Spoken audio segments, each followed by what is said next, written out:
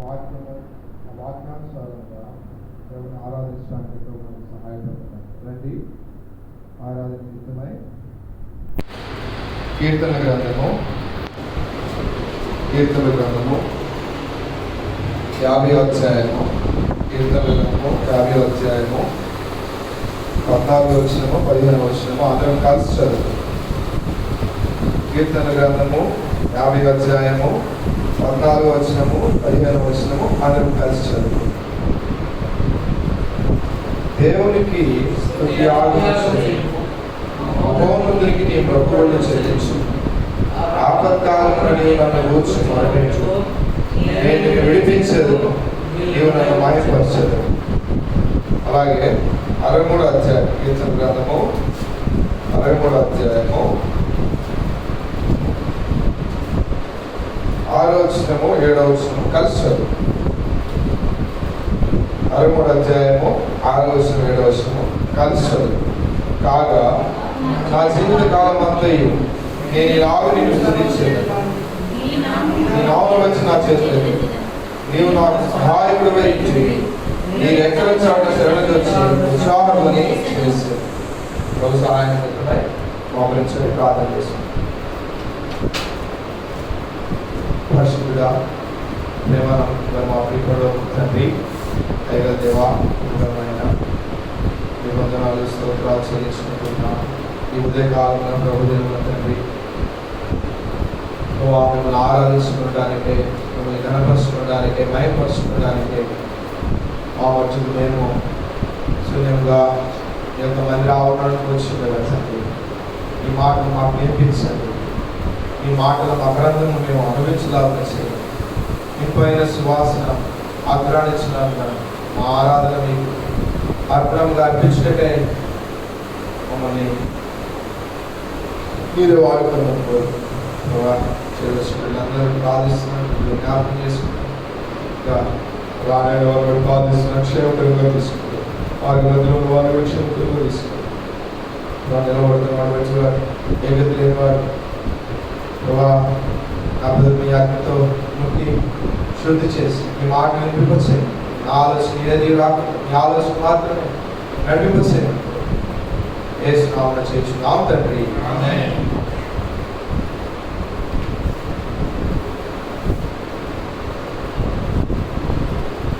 మనం చదువుకున్న లేఖన భాగం అండి.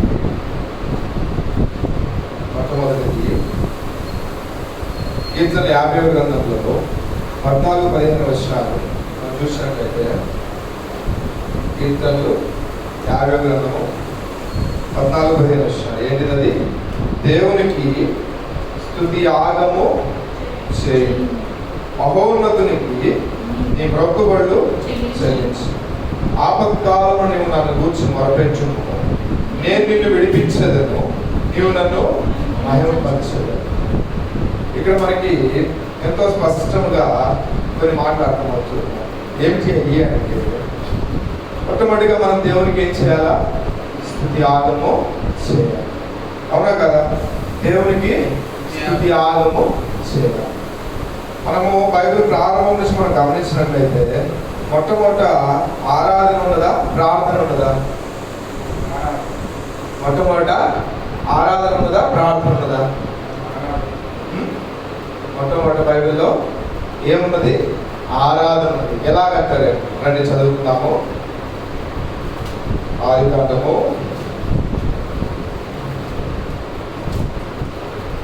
2వ అధ్యాయము, ఆదికాండము 2వ అధ్యాయము 2వ వచనము 3వ వచనం. దేవుడు తాను చేసిన తన పని 7వ దినములో సంపూర్తి చేసి తాను చేసిన తన పని అంతటి నుండి 7వ దినమున విశ్రమించెను. కాబట్టి దేవుడు ఆ 7వ దినమును ఆశీర్వదించి పరిశుద్ధపరచెను. ఏలయనగా దానిలో దేవుడు తాను చేసినట్టు సృజించినట్టు తన పని అంతటి నుండి విశ్రమించాడు. 7వ దినమున విశ్రమించి ఏ విధంగా అయితే దేవుని ఆరాధించడానికి, మన పనులన్నింటిలో నుండి మనం విశ్రమించి దేవుణ్ణి ఆరాధించండి. మా దేవుడు కూడా మొదటి 6 దినములు ఈ శూన్యంలో సృష్టిని స్వీపజేసినాడు, 7వ దినం విశ్రమించినాడు. ఎందుకంటే విశ్రాంతి దినమున మనము దేవుని ఆరాధించాలి, లేదంటే స్తుతి యాగం దేవునికి అర్పింపచేయాలి. మరి ప్రార్థన ఎప్పుడు ఆరంభమైంది? ప్రార్థన ఎప్పుడు ఆరంభమైంది? రండి, ఆదికాండం 4వ అధ్యాయము, ఆదికాండము 4వ అధ్యాయము 24వ వచనం, 26వ వచనం. మరియు షేతునకు కూడా కుమారుడు పుట్టెను, అతనికి ఏనోషు పేరు పెట్టెను. అప్పుడు యెహోవా నామమున ప్రార్థన చేయట ఆరంభమైనది. అవునా కదా? మొదటి అధ్యాయము విశ్రాంతిని ఆరాధించడానికి అయితే, 4వ అధ్యాయంలో ఏముంది? ప్రార్థన చేయడం ప్రారంభమైంది. అంటే మనం మరి ముఖ్యంగా ఏం చేయడానికి దేవుడు ఇష్టపడుతూ ఉన్నాడు? ఆరాధించడానికి, దేవుడిని స్తుతించడానికి దేవుడు ఇష్టపడుతూ ఉన్నాడు. కాబట్టి మన జీవితాల్లో కూడా మన ప్రభు దినమున లేదంటే విశ్రాంతి దినమున దేవుణ్ణి ఆరాధించబద్ధులమై ఉన్నాం. కాబట్టి ఈ దినమున దేవుడిని మనం ఏ విధంగా ఆరాధించాలా, లేదంటే దేని నిమిత్తమై దేవుని ఆరాధించాలనేవి కొన్ని మనం చూసుకొని మనము ఆరాధనకి వెళ్దాం. మొట్టమొదటి దేవునికి బలి అర్పణగా మనకి బైబిల్లో 2 సహోదరులు అర్పిస్తూ వచ్చినారు. 2 సహోదరులు దేవునికి బలి అర్పిస్తూ వచ్చినారు. ఏ విధంగా వాళ్ళు అర్పిస్తూ వచ్చినారు? ఎటువంటి బలి దేవుడు అంగీకరించదగినది, ఎటువంటి బలి దేవుడికి అంగీకారం కానిది అనేది మనం అక్కడే గమనించవచ్చు. ఎందుకంటే దేవుడు మొట్టమొదటి గ్రంథంలోనే, ఆదికాండంలోనే మనం ఏ విధంగా దేవుడిని ఆరాధించాలా, లేదంటే మొట్టమొదటి అర్పణలోనే ఏ విధంగా దేవుడిని అర్పించాలా, దేవునికి మన ఆరాధన ఏ విధంగా ఉండాలంటే దేవుడు మనకు నేర్పిస్తూ వచ్చినాడు. ఏదో దేవుడికి ఆరాధన చేయడం అంటే ఆదివారం వచ్చింది కాబట్టి మందిరంలోకి వెళ్ళిపోయి దేవుడిని ఏదో ఆరాధించేసి 4 మాటలు ఏదో మాట్లాడేసి దేవునికి సంఘమంతా వినబెట్టేట్టుగా ఆరాధించేసి వచ్చేసి సరిపోయిందని అనుకుంటే అది చాలా పొరపాటు. ఎందుకంటే దేవునికి అంగీకార యోగ్యమైన ఆరాధన మనం చేయవలసినది. దేవునికి ఇంపైన సువాసనగా మన యొక్క ఆరాధన అర్పణ ఉండాలి. లేని పక్షాన ఏమవుతుంది అంటే దేవుడిని నన్ను అంగీకరించదు కదా, మనం ఆరాధన చేసి ఉపయోగం ఏముంది? మన యొక్క స్తుతుల సింహాసనం మీద ఆయన ఆసనుడై ఉండాలి కదా. అలాగే ఆసనుడై ఉండని పక్షంలో మనం స్తుతి చేసి ఉపయోగం లేదు కదా. కాబట్టి ఇక్కడ మనం గమనించినట్లయితే 2 సహోదరులు ఉన్నారు. ఎవరు వారిద్దరు? కయ్యోను, హేబెలు. మొట్టమొదటి సంతానం, మానవ సంతానం అని చెప్పొచ్చు. ఎందుకంటే ఆదాము, హవ్వ, ప్రభు అయిన దేవుడు వారిని సృజింపజేసి ఈ యొక్క లోకంలోకి పంపించినాడు. వారి ద్వారా కలిగిన సంతానము ఎవరు? కయ్యూను, హేబెలు. కయ్యూను కూడా తన మనసులో అనుకున్నాడు ఏమని? దేవుణ్ణి ఆరాధించాలి. హేబెలు కూడా అనుకున్నాడు ఏమని? దేవుణ్ణి ఆరాధించాలి. ఇద్దరి యొక్క ఆలోచన అయితే బాగుంది. ఏంటిది? నేను దేవునికి అర్పణముగా అర్పించాలా, దేవుణ్ణి ఆరాధించాలి. మరి మనలో కూడా చాలా మంది అనుకుంటారు, నేను కూడా ఈరోజు ఆదివారం వెళ్ళి దేవుణ్ణి నేను ఆరాధించుకోవాలి, దేవుని నేను నా అర్పణలు అర్పించుకోవాలి. మరి నీవు ఏ విధంగా దేవునికి అర్పణలు అర్పిస్తున్నావు అనేది మనం పరీక్షిస్తున్నాం. ఏ విధంగా కయ్యోలాగా దేవునికి అర్పణ అర్పిస్తున్నామా, లేక హేబెల్లాగా అర్పణ అర్పిస్తున్నాం? రండి చదువుకుందాము. ఆదికాండము 4వ అధ్యాయము, ఆదికాండము 4వ అధ్యాయము 3వ వచనము, 4వ వచనము, 5వ వచనం. కొంతకాలమైన తర్వాత కయ్యూను పొలం పంటలో కొంత యెహోవాకు అర్పణగా తెచ్చాను. హేబెలు కూడా తన మందలో తొలిచూలను పుచ్చిన వాటిలో చొప్పిన వాటిని కొన్ని తెచ్చాను. యెహోవా హేబెలును అతని అర్పణను లక్ష్యపెట్టెను.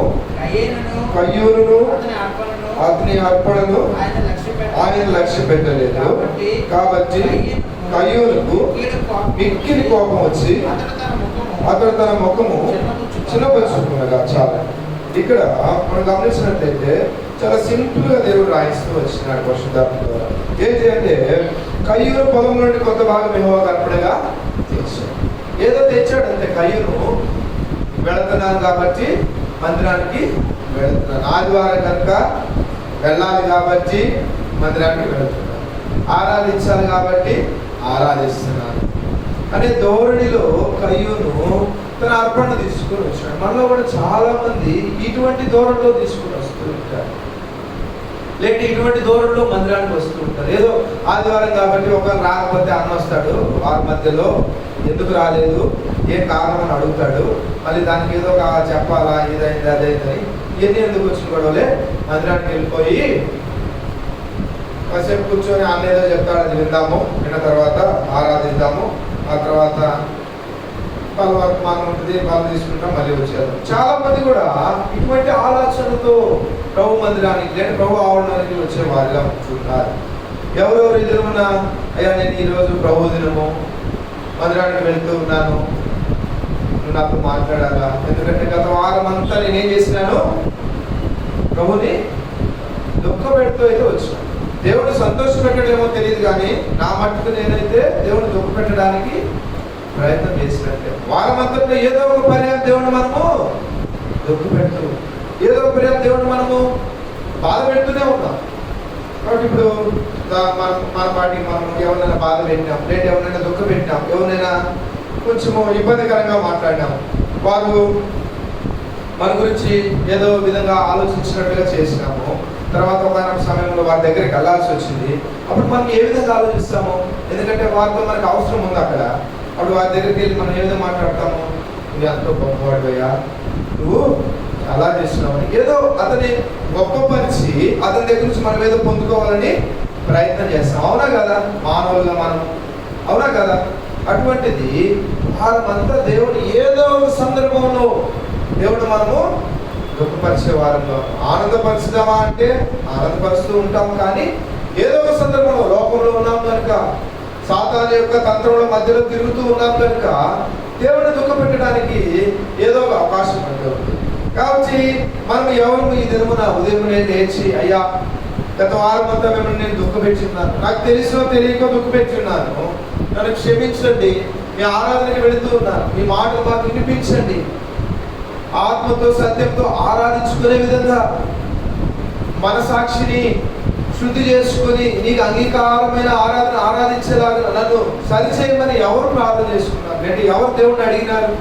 చాలా తక్కువ మంది అడుగుతారు. ఎందుకంటే మనకి ఇది ఒక అలవాటుగా మారిపోయింది. ఆదివారం అనందులోనే దేవుని దగ్గరికి వెళ్ళాలి, ఆరాధన చేసుకోవాలి, అది కాదు. ఎందుకంటే ఇక్కడ కయ్యూను కూడా దేవుడిని ఆరాధించడానికే వచ్చాడు, హేబేలు కూడా దేవుడిని ఆరాధించడానికే వచ్చాడు. వీరు ఇరువురి యొక్క ఆలోచన ఒకటే, ఏంటిది? దేవుణ్ణి ఆరాధించాలి. మరి ఇప్పుడు నీ ఆరాధన నా ఆరాధన దేవుని దగ్గరికి వెళ్ళిందో లేదో అని ఎలా తెలుస్తుంది? ఆ కాలం అంటే దేవుని యొక్క అగ్ని దిగి వస్తుంది కాబట్టి ఆ క్షణమే తీర్పు మనకి కనబడుతూ. మరి ఈ కాలం ఒకవేళ అటువంటి పరిస్థితి వస్తే మన ఆరాధన ఎంతదా? ఎప్పుడైనా ఆలోచించుకున్నామా? మనము ఎప్పుడైనా పరీక్షించుకున్నామా? నిజమే తండ్రి, ఆ కాలంలో అంటే ఎంతో త్వరగా ఆ క్షణమే మీ యొక్క తీర్పు వచ్చేది. ఈ కాలంలో అటువంటి తీర్పే కనుక ఎదురు నిలబడి ఉంటే మనం దేవుని ఎదుట నిలబడి ఆరాధించడానికి ప్రయత్నం చేయగలమా? మందిరానికి రాగలమా? ఈరోజు ఇప్పుడు వచ్చినట్టుగా వచ్చేసి ఆరాధన చేయగలమా? ఒక నిమిషం ఆలోచించుకోండి.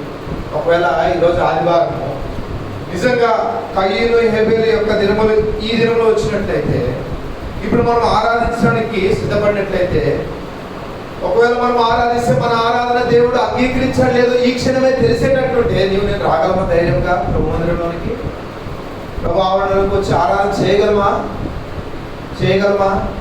ఎందుకంటే మానవ మాత్రం ముందుగా మనం ఏంటంటే నూతన నిబంధనకి సంబంధించిన వ్యక్తులం కనుక, నూతన నిబంధనకు సంబంధించిన విశ్వాసం కనుక, ఆ యొక్క నూతన నిబంధన రక్తం అంతా ఉంది కనుక మనం ఏం చేస్తాము? కడుక్కోవడానికి ఇష్టపడుతున్నాం, కడుక్కోవడానికి ప్రయత్నం చేయాలా. మనం చాలా మందిని ఏంటంటే కడుక్కోవడానికి ప్రయత్నం చేయరు. మన పాపం మనం కప్పుకోవడానికి ఇష్టపడతాం, కానీ ఒప్పుకోవడానికి ఎప్పుడు ఇష్టపడము.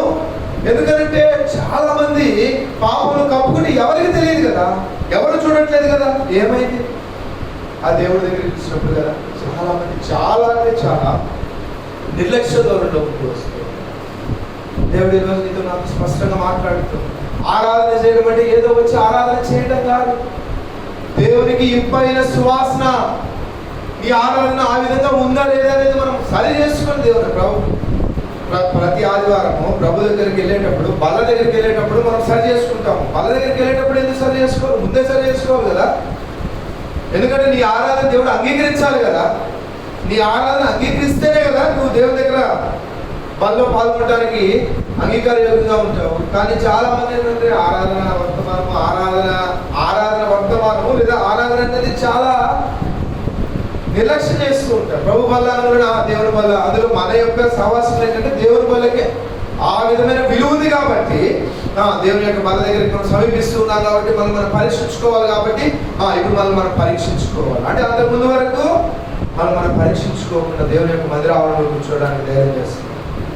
దేవుని యొక్క మందిర ఆవరణం అనేది అంత ఆషామాషి కాదు. దేవుని యొక్క సన్నిధి ఆనాడు మోషే ఏమన్నాడు?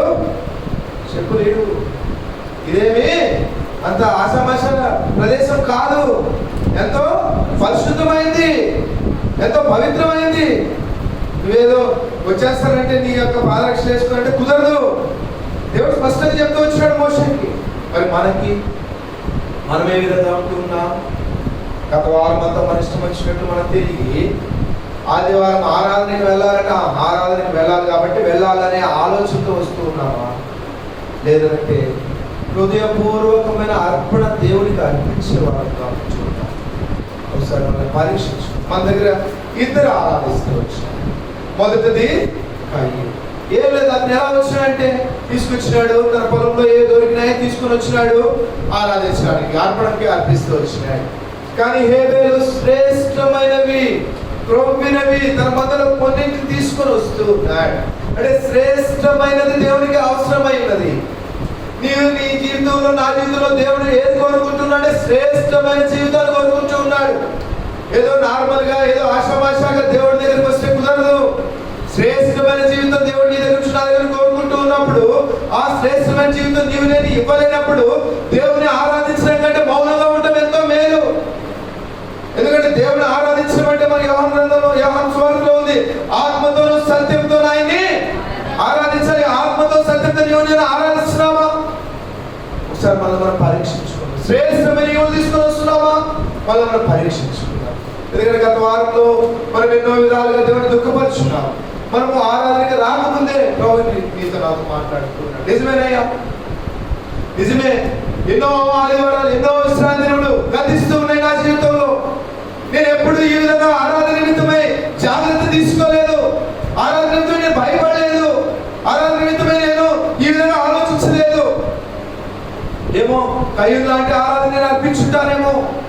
ఈ దినం దేవుడు నీతో నాతో మాట్లాడుతూ హేబేలు లాంటి శ్రేష్టమైన ఆరాధన దేవుడికి మనం అర్పించాలి. అటువంటి ఆరాధన అర్పిస్తే ఇమ్మీడియట్లీ ఏమవుతుంది? దేవుడు అంగీకరిస్తూ ఉంటాడు. దేవుడికి ఇబ్బంది ఆరాధన మనము అర్పించగలిగితే, ఆ స్తుతి యాగం చేస్తే దేవుడు అంగీకరిస్తూ ఉంటాడు. ఈ కాలంలో ఎంతో ప్యాషన్ అయిపోతూ వచ్చింది. ఏది ఆదివారం వెళ్ళాలా, ఆరాధించాలా, సమాజంలో కనబడాలా, సమాజంలో మనం చూపించుకోవాలా, ఇదే విధంగా ఉంది. కానీ మానవుని యొక్క ఆలోచన లేదు. ఇక్కడ దేవుడిని నేను చూడాలా, దేవుని యొక్క ప్రసన్నత నేను అనుభవించాలా.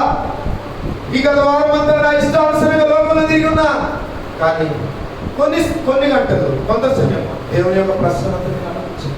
ఇంపైన సువాసన గల ఆరాధన నేను ఆరాధించాలి, శ్రేష్టమైన ఆరాధన నేను ఆయనకి ఆరాధించాలా, నేను అంగీకరించాలా అనే విధంగా దేవుని ఆరాధించడానికి, దేవుడిని ఘనపరచడానికి మనం ఆరాధించడానికి ప్రయత్నం చేయాలి. అలాగే మనం చూసినట్లయితే కయ్యూను హేబేలు మన మీద పరీక్షించుకోవాలి. ఈ రెండు ఆరాధనలు ఎటువంటి ఆరాధన మనము చేసిన వారు.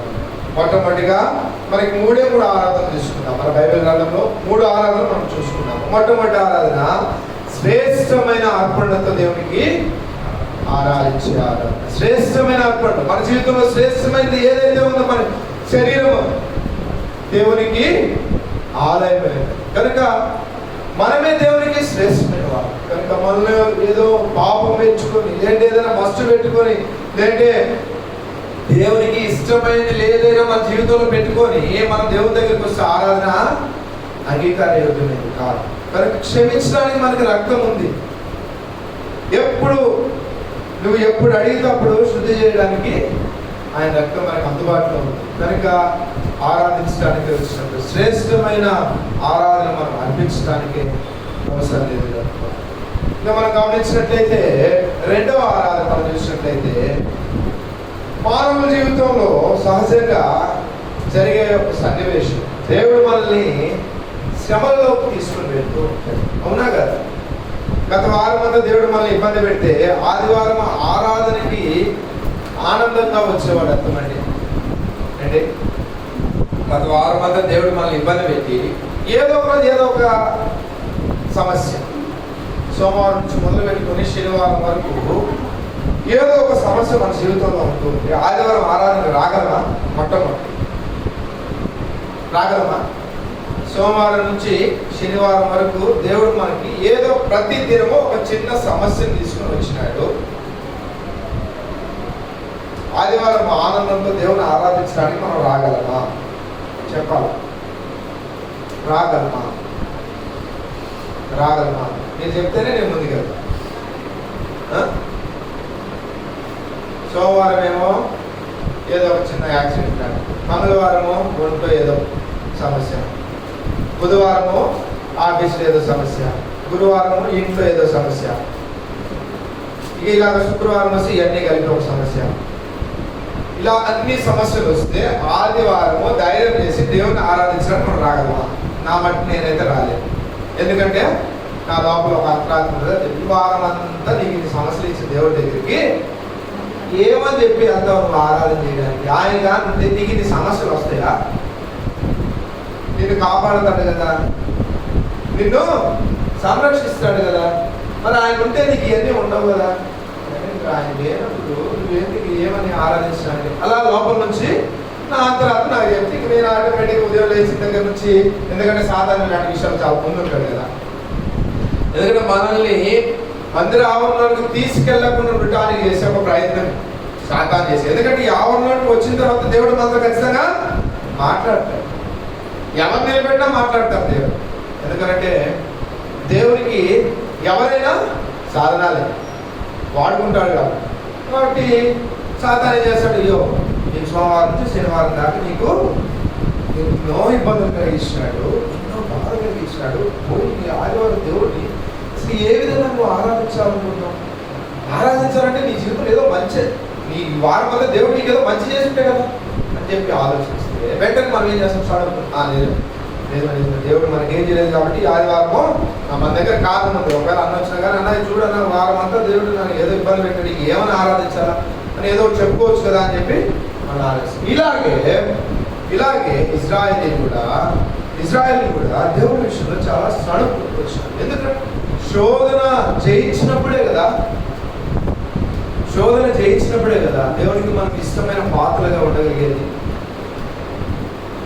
ఈ ఐగుప్తులో నుంచి ఇజ్రాయేల్ బయలుదేరేటప్పుడు ఏ విధమైన ఆనందం ఉందో పిహాహీరోతు అరణ్యంలోనికి వచ్చి ఆ యొక్క ఎర్ర సముద్రము ఎదుర్కొన్నప్పుడు వెనక ఫరో సైన్యం ఉన్నప్పుడు ఏం జరుగుతూ వచ్చింది మనందరికి తెలిసిందే. అది ఏం జరుగుతూ వచ్చింది రండి. ఎందుకంటే ఒకరోజు ముందు ఒకరోజు వెనక, శనివారము ఇది జరిగింది అనుకుందాం, ఆదివారం ఇంకొక అధ్యాయం జరిగింది. రండి చదువుకుందాం. నిర్మకాండము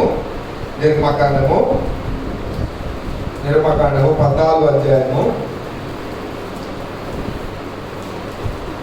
10వ వచనం. ఫరో సమీపించుచుండగా ఇశ్రాయేలీయులు కనులెత్తి ఐగుప్తీయులు తమ వెనక వచ్చిన చూసి మిక్కిలి భయపడి యెహోవాకు మొరపెట్టి, అంతట వారు మోషేతో ఐగుప్తులో సమాధులు లేవని ఈ అరణ్యములో చచ్చుటకు మమ్మల్ని రప్పించితివా? మమ్మను ఐగుప్తులో నుండి బయటికి రప్పించి మమ్మను ఇట్లు చేయనేలా జోలికి రావద్దు, ఐగుప్తీయులకు దాసులు మగుదమని ఐగుప్తులో మేము నీతో చెప్పిన మాట ఇదే కదా. మేము ఈ అరణ్యమందు చచ్చిన కంటే ఐగుప్తీయులకు దాసుల మగుటయే మేలని చెప్పి. ఈ 3 వచనాలు మన జీవితాలకి అచ్చుగుద్దినట్టుగా అనుభవించుకోవచ్చు. ఎందుకంటే మొదటి వచనము, మనకి ఏదైనా సమస్య వచ్చింది, ఫస్ట్ మనం చేసేది అదే. క్రైస్తవులమైన మనము, క్రైస్తవ జీవితంలో ఉన్న మనము, విశ్వాసమైన మనము మొదట చేసేది అదే. ఏంటిది? యెహోవాకి అంటే దేవునికి మొరపెడతాం. వీళ్ళు చేసింది ఏంటిది? ఫస్ట్ది, ఫరో సమీపించుచుండగా ఇశ్రాయేలు కళ్ళెత్తి ఐగుప్తీయులు తమ వెనుక వచ్చిన చూసి మిక్కిలి భయపడి యెహోవాకు మొరపెట్టి. మనం అంతే భయపడతాము. భయపడి సమస్యలు, ఈ లోకంలో ఉన్న సమస్యలు లేక మనల్ని చుట్టుముట్టే సమస్యలు చూసి మనం ఏం చేస్తాము? దేవునికి మొరపెడతాము. మొట్టమొదటి చేసే పని ఇది. మొరపెట్టిన తర్వాత మరి అంత సమయం ఇస్తామా దేవునికి? అంత సమయం మనం ఇస్తామా దేవునికి అంటే ఇయ్యం. వీళ్ళు చేసినట్లే వెంటనే మనం ఏం చేస్తాము? మొరపెడతాము. మొరపెట్టిన వెంటనే సమాధానం రాదు. రాని పక్షాన్ని ఇమ్మీడియట్లీ మనం ఏం చేస్తాం? ఎవరో ఒకరిని నిందించడానికో లేదంటే వాళ్ళ మీద సణుక్కుని దూషించడానికి ప్రయత్నం చేస్తాం. లేదంటే దేవుని మీదే, ఎందుకంటే నేను అడిగాను, నువ్వు ఇమ్మీడియట్లీ నాకు ఇవ్వాలా, ఇవ్వలేదు కాబట్టి నేను నెక్స్ట్ నా స్టెప్ ఏంటి? నీతో వాదించుకోవడం, లేదంటే సడగడం దేవుడిని. అలాగే ఇక్కడ కూడా ఇశ్రాయేలు వారి జీవితంలో అంతవరకు భయంకరమైన బానిస బతుకుతూ ఉన్న ఇశ్రాయేలీలే, భయంకరమైన స్థితిలో ఉన్న ఇశ్రాయేలీలే, యోగ్యత లేని బతుకుతూ ఉన్న ఇశ్రాయేలీలే, ఏమాత్రం కనికరించినటువంటి ఐగుప్తుల మధ్యలో బానిసలుగా ఉంటున్న ఇశ్రాయేలీలే ఇప్పుడు ఏమంటున్నారు? ఏమయ్యా మోషే, ఐగుప్తులో మాకు సమాధులు లేవన్నా, పోయి అరణ్యంలో మమ్మల్ని చంపుతున్నావు, ఇక్కడ చస్తానుగా మనం వచ్చింది, మేము వచ్చింది. బయలుదేరేటప్పుడు ఒక గొప్ప లక్ష్యం లేదంటే ఒక గొప్ప ఉత్సాహంతో బయలుదేరారు,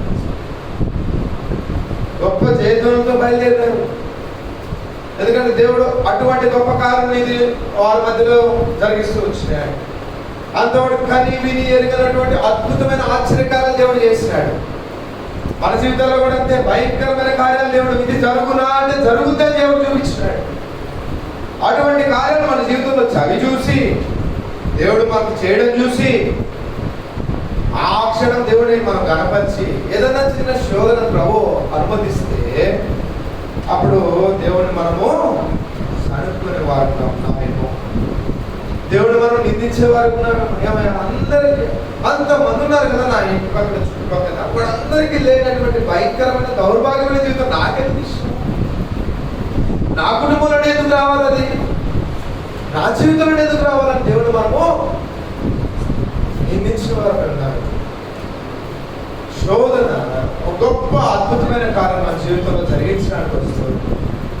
యోగు జీవితం మనం గమనిస్తే ఎటువంటి శోధన యోగు జీవితంలో ఉన్నాయి. కానీ యోగు మనలాగా పెట్టుకున్నాడా, పక్కకెళ్ళిపోయినాడా, లేదా దేవుడిని సడిగినాడా, దేవుడు తింటున్నాడా? బైబిల్లో అన్నీ ఉన్నాయి. మనకి ఎప్పుడు ఏ విధంగా మనం జీవించాలో బైబిల్ మొత్తం మనకు నేర్పిస్తుంది. కానీ మనం దారి తప్పిపోతుంటాం. ఇక్కడ కూడా ఇజ్రాయెల్ ఆ విధంగానే దారి తప్పిపోయినారు. దారి తప్పిపోయి సరళ ప్రారంభించినారు. మోషే మీద ఎట్లా పడితే అట్లా మాట్లాడుతూ ఉన్నారు. ఎట్లా పడితే అట్లా మాట్లాడుతూ ఉంటే మోషే ధైర్యం తీసుకున్నాడు, దేవుని దగ్గరికి దిగినాడు. వెంటనే ఎర్ర సముద్రం ఏమవుతూ వచ్చింది? అంతవరకు వాళ్ళ జీవితాల్లో అటువంటి పరిస్థితి అయితే వాళ్ళు చూసలేదు. అదే ఫస్ట్ మొదటిది, అదే ఆఖరిది. ఇంతకు మళ్ళీ ఆ తర్వాత ఎక్కడైనా ఫాయిల్ అయిందా సముద్రం?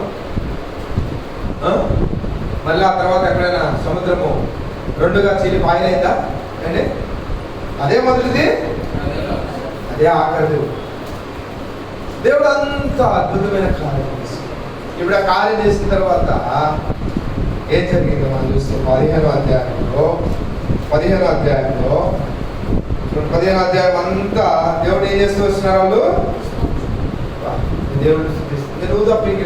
అది మన జీవితంలో కూడా ఎర్ర సముద్రం వంటి సమస్యలు దేవుడు ముందు వచ్చినాడు అంటే దాని అర్థం ఏంటంటే దాన్ని మాయలుగా చేసి దాంట్లోంచి శోధనలో నుంచి ఒక మంచి మార్గం దేవుడు నీకు దయచేస్తాడు. అప్పుడు ఏం చేసినారు? నేను చదువుతున్న 15వ అధ్యాయం 11 వచ్చినాడు. 15వ అధ్యాయం 11 వచ్చినాము. యెహోవా వేల్పులలో నీ వంటి వాడెవడు? పరిశుద్ధతను బట్టి నీవు మహనీయుడవు, స్తుతి కీర్తనను బట్టి పూజ్యుడవు, అద్భుతములు చేయవాడవు నీ వంటి వాడు. అక్కడేమో మాకు సమాధి లేవా, ఈ అరణ్యంలో చంపడానికే మమ్మల్ని తీసుకొచ్చింది, అనాథ సవాళ్ళ మమ్మల్ని ఉంచడానికే ఇక్కడ తీసుకొని వచ్చింది అన్న వాళ్ళే ఇప్పుడు ఏమంటారు? వేల్పులలో నీ వంటి మన జీవితం కూడా అటువంటి పరిస్థితుల్లో దేవుని మీద సైనికుని వారు అన్నారు. ఇంకా మన జీవితంలో ఎర్ర సముద్రం వంటి భయంకరమైన సమస్యలు ముందున్నాయేమో. ఆ సమస్యలు ముందు పెట్టుకుని దేవుడి యొక్క ఆరాధన వచ్చినాడు. దేవుడు తప్పకుండా నీతో నాతో మాట్లాడు. ఎర్ర సముద్రం పాయలేనట్లుగా మన సమస్యలు పాయలైపోతూ ఉంటాయి. శోధన చేయించడానికి దేవుడే మన ముందున్నాడు. మన కొరకు యుద్ధం చేయవాడు ఆయనే. మనం ఊరకు నిలుచుంటే చాలు, మనం ఆరాటపడాల్సిన అవసరం లేదు, పోరాడాల్సిన అవసరము లేదు. దేవుడే మన నిమిత్తమే పోరాడుతుంది. కనుక మనం ఏం చేయాలంటే ఖచ్చితంగా నా సమస్య దేవుడు తీరుస్తాడని నమ్మి విశ్వసించి, ఇజ్రాయేల్ ఏ విధంగా అయితే ఎర్ర సముద్రం పాయలైన తర్వాత ఆరాధించారు దేవుని, అలా కాకుండా ముందే మనము దేవుణ్ణి ఆరాధించాలి. నిజమేనైనా నా పితరులు అయితే నువ్వు అద్భుతం చేసిన తర్వాత నేను ఆరాధించాను, కానీ నా మధ్య నేనైతే అద్భుతము చేయగలమని నమ్ముతూ, అందుకే ఇక్కడ నీ వేల్పుల్లో నీ వంటి వాడు. నిజమేనైనా మా పితరులు ఆ విధంగా పడ్డారు. నిజమే, అది నా జీవితంలో కూడా వర్తిస్తుంది. వేల్పుల్లో కాబట్టి నా సమస్యలు ఎన్ని ఉన్నప్పటికీ, భయంకరమైన పరిస్థితుల్లో నేను ఉన్నప్పటికీ నీవైతే నన్ను తప్పించగలను నమ్ముతూ నేను ఆరాధించడానికి వచ్చినాను. ఈ విధంగా దేవుడు మనం ఆరాధించడానికి. రెండవ ఆరాధన ఏంటిదంటే లోక సమస్యలు, లోకం యొక్క భయంకరమైన పరిస్థితులు మన ఎదురున్నప్పటికీ ధైర్యం కలిగి దేవుని ఆరాధించడానికి. మొదటిది శ్రేష్టమైన ఆరాధన, రెండవది ధైర్యం కలిగి దేవుని ఆరాధించాలి. ఎందుకంటే ఆ ధైర్యమే దేవుడు. ఎందుకంటే ఆయన ఆ విధంగా ఉన్నాడని మనం నమ్ముతున్నాం కనుక, మన జీవితాల్లో దేవుడు ఏమై ఉన్నాడో మనం ఆరాధిస్తాం కనుక సమస్యలు, మన చుట్టుముట్టి ఉన్న శోధనలు, మన చుట్టుముట్టి ఉన్న భయంకరమైన ఇబ్బందులు, వాటన్నిటి నుంచి వాటన్నింటినీ దాటుకొని ముందుకు వచ్చినారు. ధైర్యం దేవుడు మరొక మన ఆలోచన చదువుకుంటున్నాను. నేను అక్కడ 15వ అధ్యాయం 11 వచ్చినాను. యెహోవా వేల్పుల్లో నీ వంటి వాడు. నిజమే, వేల్పుల్లో నీ వంటి వాడయ్యా. పరిశుద్ధతను బట్టి నీవు మహనీయుడు, స్తుతి కీర్తనలు బట్టి పూజ్యుడవు, అద్భుతములు చేయవాడవు నీ వంటి వాడు. కాబట్టి ఈ సమస్యలన్నీ ఉన్నావు, అద్భుతములు చేయవాడవు నీవు ఉన్నావు కనుక నీ వంటి వాడు. అందుకే నేను ఆరాధించడానికి వచ్చినాను. ఈ విధంగా దేవుని ఆరాధించడానికి మనము ముందుకు దాంట్లో మనకి సహాయం చేయాలి. మొదటిది శ్రేష్టమైన ఆరాధన, రెండవది ధైర్యంతో కూడా ఆరాధన, మరి మూడవది మనం ఆరాధన ఏ విధంగా ఉందనేది మనం చూసుకొని మనం ఆరాధన అంటే దానికి ప్రయత్నించాలి. ఎందుకంటే ఒకసారి మనం అది చూసుకొని ఇది నూతన నిబంధనకు సంబంధించిన ఆరాధన, ఏ విధమైన ఆరాధన దేవుడు మన నుంచి కోరుకుంటున్నాడని మనం ఒకసారి చూసి ఆరాధన చేయడానికి. రండి యోహాను సువార్త 4వ అధ్యాయము 24వ వచనం. దేవుడు ఆత్మ కనుక ఆయన ఆరాధించువారు ఆత్మతోను సత్యముతోను ఆరాధింపవలెను. దేవుడు ఎవరు? ఇప్పుడు ఆయన ఆత్మ కనుక ఆయన ఆరాధించడానికి మనం వచ్చాం కనుక. మూడవది నిజ జీవితమైన ఆరాధన. ఇప్పుడు మొదటివి 2 మనం చూసుకున్నాము, మూడవది మనం చేయబోతున్నాము. మొదటివి రెండు ఏ విధంగా మనం పరీక్షించుకొని మనం కడుక్కొని శుద్ధి చేసుకొని దేవుని ఆరాధించాలో నేర్పించాలి. మూడవది మనం ఏ విధంగా ఆరాధించాలి.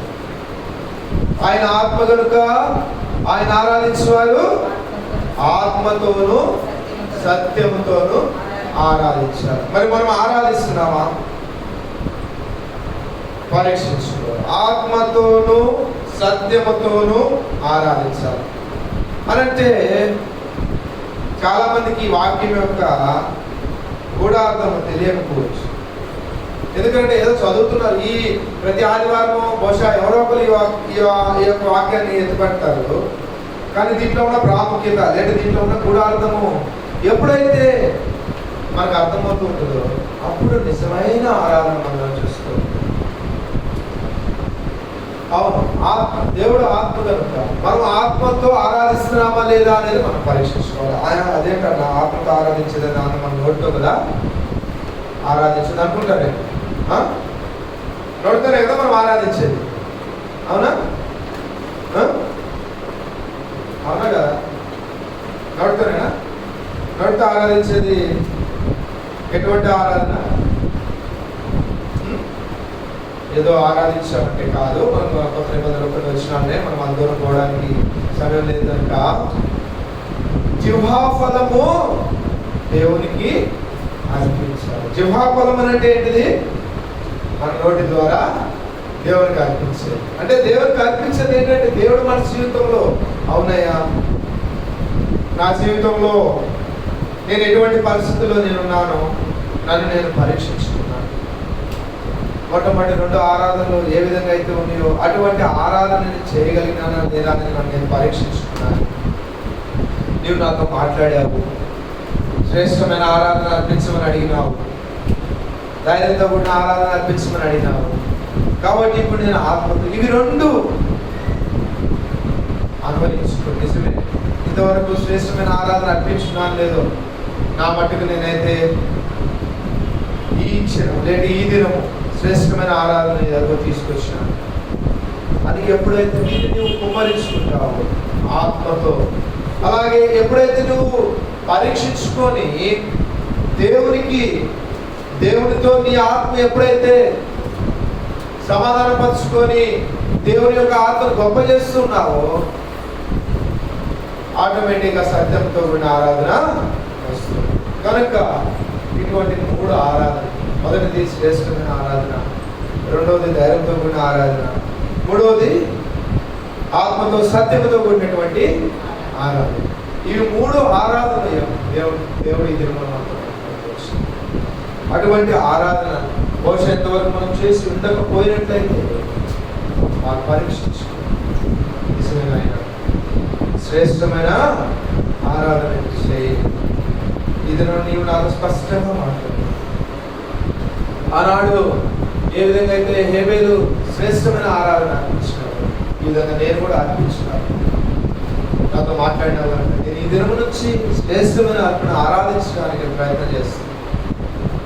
నాకు సహాయం చేయండి. ఎప్పుడైతే మనం దేవుని దగ్గర ఒప్పుకుంటామో, సరెండర్ అవుతామో, మూడో ఆరాధన ఆటోమేటిక్ వస్తుంది. కనుక ఈ వాక్య ధ్యానం ఏ విధంగా దేవుడు మనతో మాట్లాడుతూ వచ్చినాడు, ఈ కొద్ది మాటలు దేవుడు మనల్ని మన మనసులో ఉంచి ఈ విధంగా దేవుడిని ఆరాధించడానికి దేవుడు మనకి సహాయం చేయాలి.